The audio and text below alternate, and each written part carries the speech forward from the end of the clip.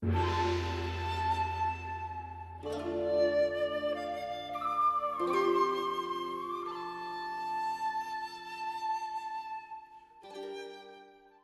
you're Brad, this is your game, Last Bastion.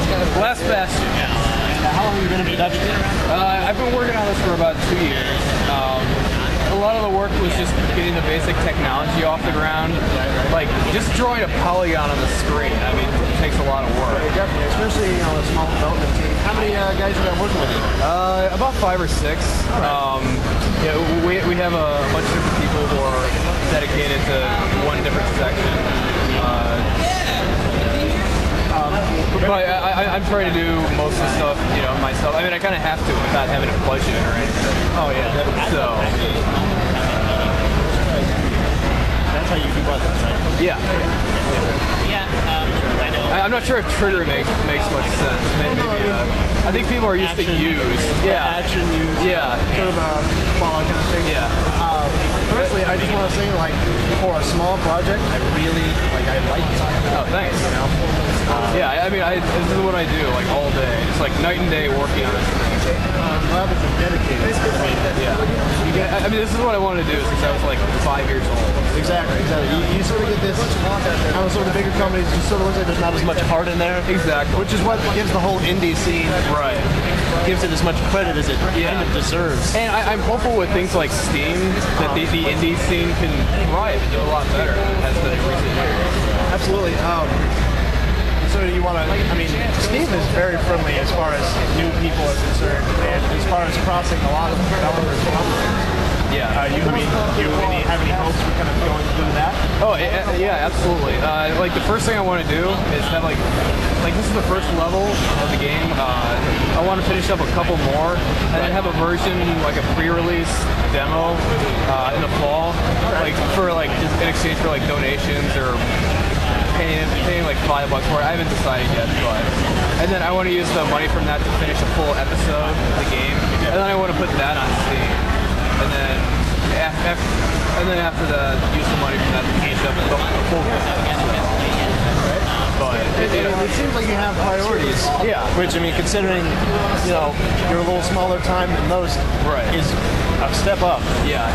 You really have to prioritize. I mean, you don't have tons of resources to throw at things, so you have to be really careful. It's 3, I think, is the shotgun. There you go. Okay. Oh crap. Yeah, that guy. So this is the game's first mini boss. Tell me a little bit about this guy.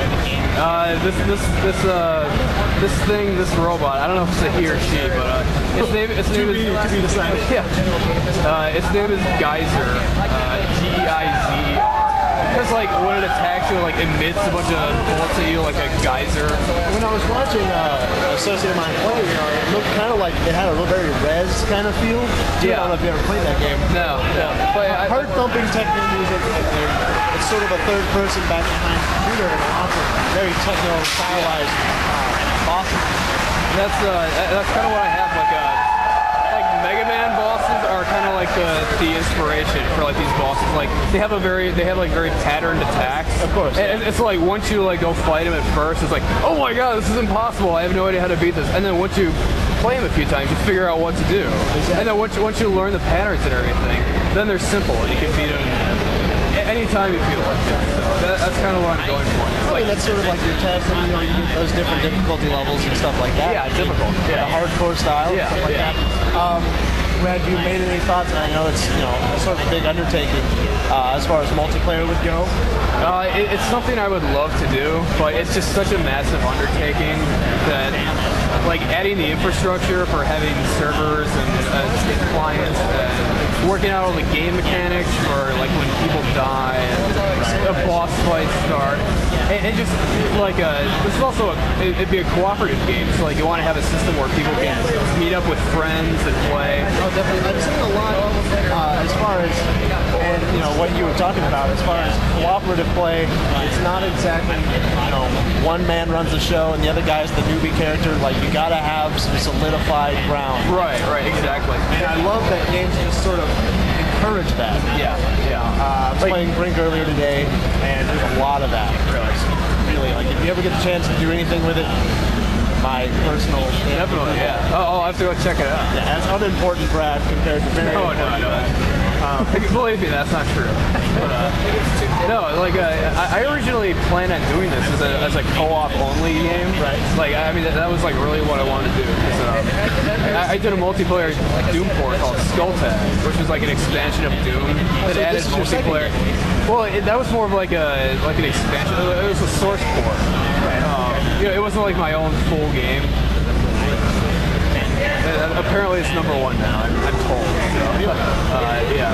Well, I mean, everybody starts somewhere, successful or not. Yeah, right. You've got it under your belt. But that's where I cut my teeth. And like, I mean, since I was like multiplayer, I wanted to do multiplayer in this. But yeah, it's the first game. Like, I want to keep the scope somewhat limited. Right. It's like when I do the multiplayer, I want to do it right. I want to have the resources to do it right instead of half-assed and it just wouldn't. I don't want people to have a bad experience with it. So I like if this game does well and there's a sequel, then I plan to do multiplayer in that one. So, I mean, I see some of your character models. they're not done yet. You beat them and they go away. Yeah, which is great. Well, no animations for the deaths yet. So. But I mean, look at how far. I mean, I like this. This is immersive as minimalist as it is. Yeah. I mean, that's one of the things that's important to me. I mean, it's like you don't need like the latest technology. It is super advanced graphics card that can handle millions of polygons on the screen. Which is great for me because I have no computer whatsoever. So that's fantastic. But it's like when you study the properties of art and what makes something look good, one of them is detail. So I mean, you don't have to have tons of stuff going on for something to look good. Awesome. So here's the big showdown, I'm assuming. Yes, you fought him first in the game as a mini boss, and now he's back as a boss. What do we got here? So, pull out my wind gun. He's back with a lot more health and different attacks.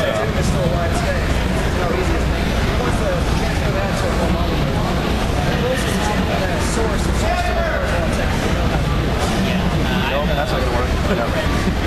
See, this one he shoots out a bunch of following missiles, and they follow you. Okay. Yeah, you have to. When you jump over them, they go under you, and then they just keep going. That's fantastic.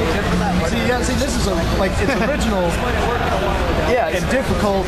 Yeah. And catchy at the same time. See, like earlier, when I was playing Castlevania and some Mega Man games, like studying the games that are a big influence on it. They have a lot of like different attacks. Since it's a side scroller, like they'll shoot something where you have to like jump over it. Right. And I thought, well, how can I do that in a first-person game, a 3D game? Because without you just sidestep stuff. So I figured, okay, if I make it follow you, and then you're forced to jump over it, and then you have that mechanic. Exactly, and you have to sort of compromise. I'm shooting the bad guy, and then I'm trying not to get exploded. Right. It's like you're juggling two things at once. Exactly. That was a very engaging fight. Oh, thanks. Like I said, we've been talking about explosions for the last guy. Right. But I don't think you're going to disappoint.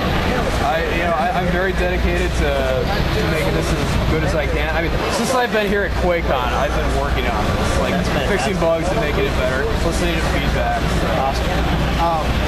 Do you have any projected dates as far as release? I'm hoping to have that pre-alpha version with like 3 levels, like for sales/donations. I'm hoping to have that available either this fall or early next year.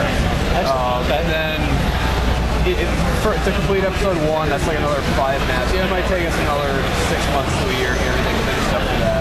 Like progress. Yeah. So I mean, hopefully in the next year or 2, you'll start hearing about this on Steam. All right. And on your website.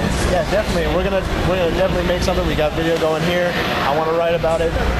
Where can we? Is there a website we can go to follow you guys and your activity? Yeah, it's vega.skulltag.com. Vega.skulltag.com. We have a blog set up there and an old forum, but mostly it's the blog. Oh, I mean, of course, yeah. Forums are a little harder to maintain and get launched. Than just having. And also, the forums used to be dedicated to Skulltag, my Doom port. So. But I loved it, and I'm excited. I appreciate it. Thank you very much, Brad. Brad? Yes. And we'll see you. Brad, you, not Brad, me. Exactly.